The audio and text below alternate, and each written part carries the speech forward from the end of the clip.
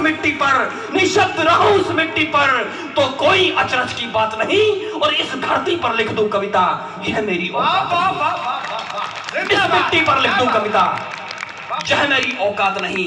एक विषय जो आपने अपने पाठ्यक्रमों में पढ़ा होगा, चित्तौड़गढ़ का किला, दिवाली का दिन था और बनवीर जब ये ठान लेता है कि मैं उदय सिंह की हत्या करके इस मेवाड़ वंश को मिटा दूंगा और अपने स्वामी का आधिपत्य वहां स्थापित करूंगा, इस बात की, इस योजना की जानकारी जब मां पन्ना को लगी तो मां पन्ना ने उदय सिंह के स्थान पर अपने पुत्र चंदन को वहां सुला दिया। उदय सिंह आता है, मां पन्ना के सामने उसके पुत्र चंदन की वो हत्या कर देता है। मां पन्ना की मजबूरी थी कि उसे रोना नहीं था, अगर रो देते तो पता लग जाता।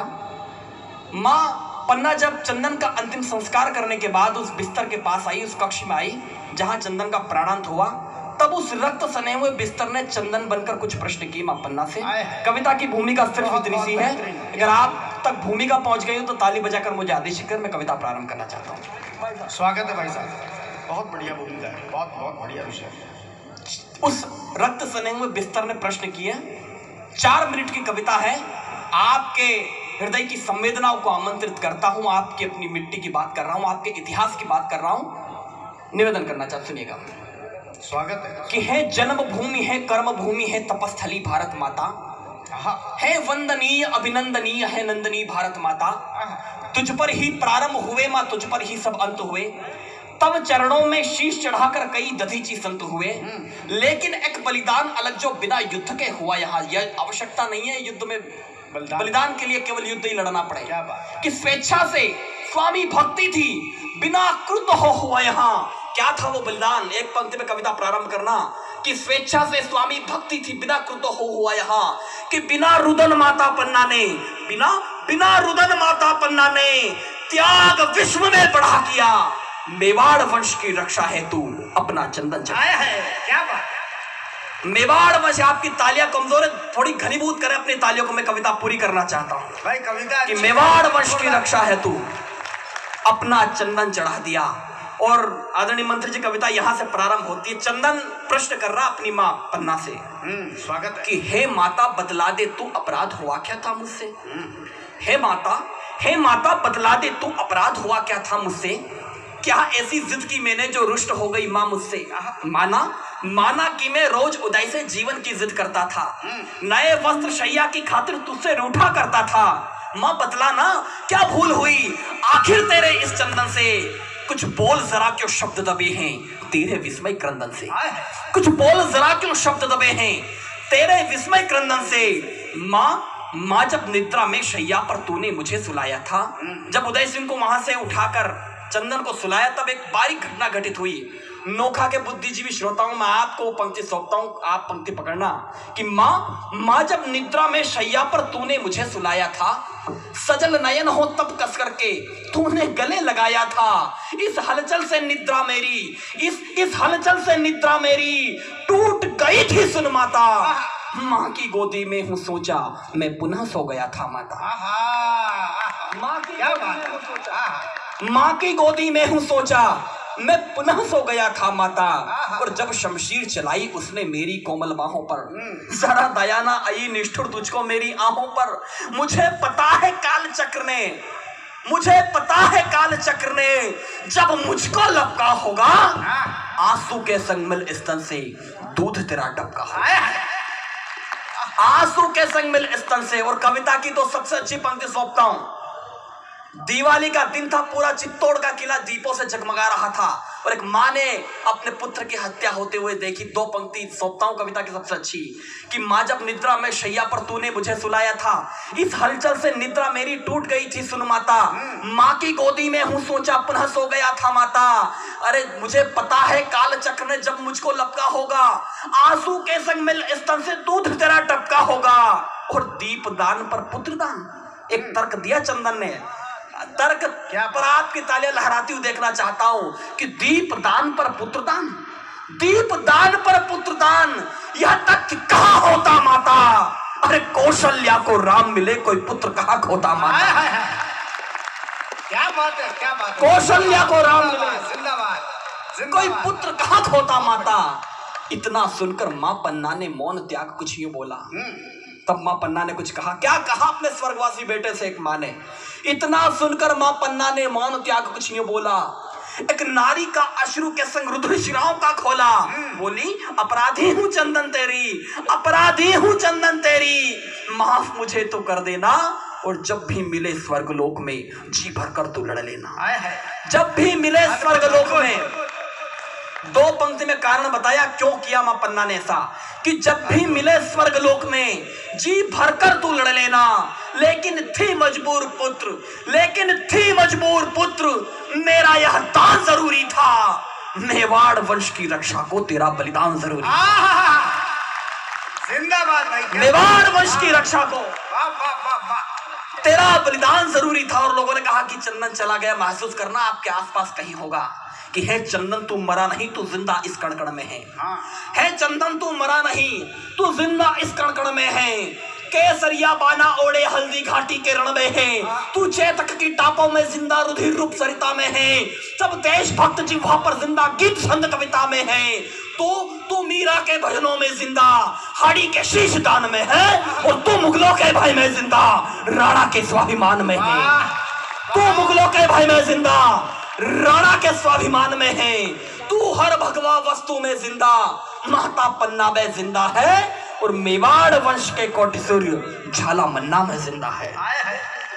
मेवाड़ वंश के कोटि सूर्य झाला मनोर। अंतिम दो पंक्ति कविता के सौंपता हूं, कविता और मुझे दोनों को विदा करना, कि मेवाड़ वंश के कोटि सूर्य झाला मन्ना में जिंदा है, तो है चंदन तू सदा रहेगा, है चंदन तू सदा रहेगा विश्व वंद इतिहासों में, और तेरा ही जय घोष रहेगा भारत मां की सांसों में।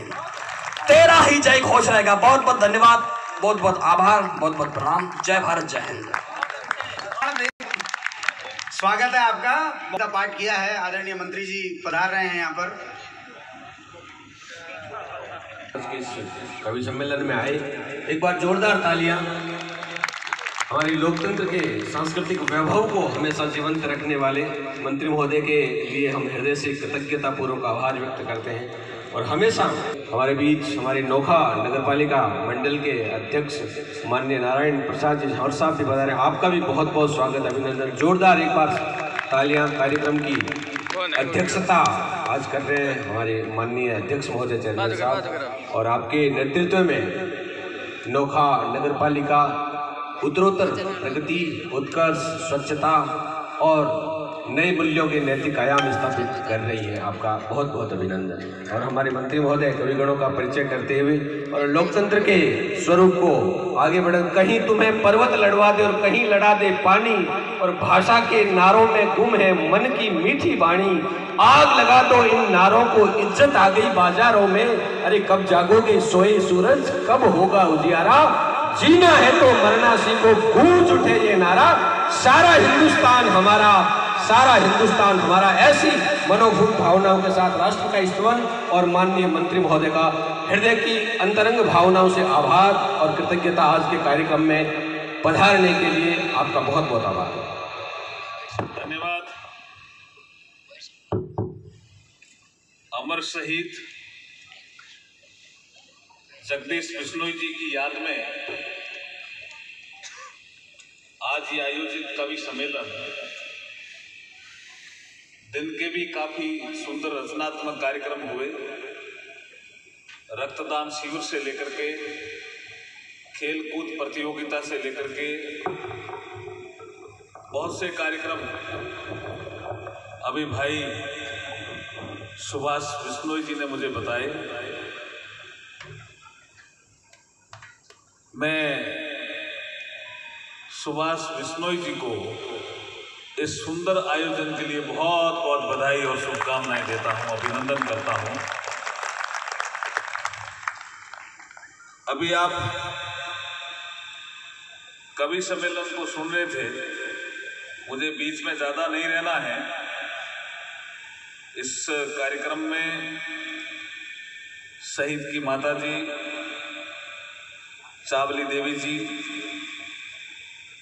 हमारे रचना देवी जी शहीद की धर्मपत्नी, हमारे शहीद के भाई रामनिवास जी, मेरे साथ आए हुए गुमान सिंह जी राजपुरोहित, बीकानेर नगर निगम के महापौर प्रतिनिधि, यहाँ नोखा के श्री आशकरण जी भट्टर, शंकरलाल जी सोनी, जेठू सिंह जी राजपुरोहित, नरेंद्र जी चौहान, महेंद्र जी संचेती जो हमारे मंडल अध्यक्ष हैं, रामस्वरूप जी घायल, रामस्वरूप जी जाखड़, हमारे प्रताप सिंह जी, हेतराम जी पूर्व सरपंच, शिवराज सिंह जी बिश्नोई, जयपाल पूनिया जी, सीताराम जी पंचारिया, महावीर सिंह जी चारण, गंगा बिशन जी, जगदीश जी मांझू, राधे श्याम जी, और जो हमारे कविगण आए हैं जयपुर से श्री अशोक जी चारण, प्रतापगढ़ से श्री पार्थ नवीन जी, उज्जैन से श्री राहुल शर्मा जी, अभी अभी बोल रहे थे राहुल शर्मा जी के लिए जोरदार तालियां होनी चाहिए सर। आकाश नौरंगी जी हमारे बुलंदशहर से, मैं उत्तर प्रदेश से आ रहा हूँ, आज ही आया हूँ। आनंद रत्नू जी देशमुख से, और बहुत ही अच्छा मंच संचालन कर रहे हैं श्री जयकरण जी चारण नोखा से। बहुत ही सुंदर कार्यक्रम है, ज़्यादा मुझे समय नहीं लगाना है आपके कवियों और आपके बीच में, लेकिन एक विषय आया इसलिए मुझे बात कहनी है। आजकल प्रधानमंत्री मोदी जी ने मुझे संसदीय कार्य के साथ साथ संस्कृति मंत्रालय का भी काम दिया है। अभी अभी एक विषय आया 3-4 महीने पहले, जब मैं मंत्रालय में गया ही था, महाराणा प्रताप पीछे हटे ऐसा एक शिलालेख लिख दिया। आज का जो कवि सम्मेलन है उससे मैं ये परसेप्शन लेके जा सकता हूं कि प्रधानमंत्री मोदी जी ने एक परसेप्शन बदला है कि भाई पूरे देश में ये परसेप्शन है कि महाराणा प्रताप कभी पीछे नहीं हटे और अकबर की अधीनता स्वीकार नहीं की। लेकिन फिर भी कुछ इतिहासकार ऐसे हैं जिन्होंने एक शिलालेख तैयार किया और लगवा दिया। जब हमारे ध्यान में आया तो हमारे महकमे में ASI archaeological survey of India, उसमें भी इतिहासकार रहते हैं। मैंने कहा हम बचपन से सुनते आए हैं, आज के कवि सम्मेलन में भी ये भाव आया कि महाराणा प्रताप ने कभी भी अकबर की अधीनता स्वीकार नहीं की। फिर आपने ये शिलालेख क्यों लगाया? कारण ये था कि हमारे यहाँ एक विक्टोरियस व्यू वो गायब था। कवि सम्मेलन जी मैंने बहुत से देखे हैं, राष्ट्रवाद की बात करते हुए कवियों को भी शर्म आती थी।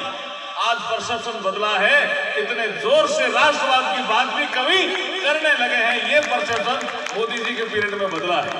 तो मैंने कहा भी ये क्यों आपने किया? हम तो सुनते हैं भामाशाह ने थैली पहन के थोड़ा बहुत भी अडिग हुए, इधर उधर हुए, तो उन्होंने कहा महाराणा क्या कर रहे हो, ये पैसा लीजिए, इसी राज्य से मैंने कमाया, मैं देता हूं। एक बार और थोड़ा संकट आया जिसका चेतक का जिक्र अभी कवि सम्मेलन में भी आ रहा था। घोड़ा ने भी हुंकार भरी कि महाराणा प्रताप मेरे ऊपर बैठो, और महाराणा प्रताप घोड़े पे बैठे। घोड़ा नदी पार कर गया, घोड़ा तो नहीं रहा, लेकिन महाराणा प्रताप अकबर के हाथ नहीं आया, अकबर की सेना के हाथ नहीं आया। ऐसे महाराणा प्रताप के लिए लिख दिया कि वो पीछे हटा, तो हमने शिलालेख चेंज करवा दिया। भाई साहब, ये ध्यान में आपके आता है, शिलालेख हमने भाई इस पे जोरदार तालियां होनी चाहिए। ये हमारी सभ्यता, संस्कृति और इतिहास की बात है। इसमें विक्टोरियस व्यू, जैसे मोहम्मद गौरी इतनी बार हारा उसका जिक्र नहीं है, एक बार जीत गया उसका जिक्र है। ये चीजें बदली है राहुल जी, जो आप अभी कविता कह रहे थे, अब हमने इन चीजों को बदला है। और मैं आज नोखा की धरती पे हूँ। महेंद्र जी अभी मुझे कह रहे थे, सुभाष जी भी 3-4 दिनों से जब जिक्र कर रहे थे, यहाँ एक संस्कृति केंद्र खोलने का विषय है।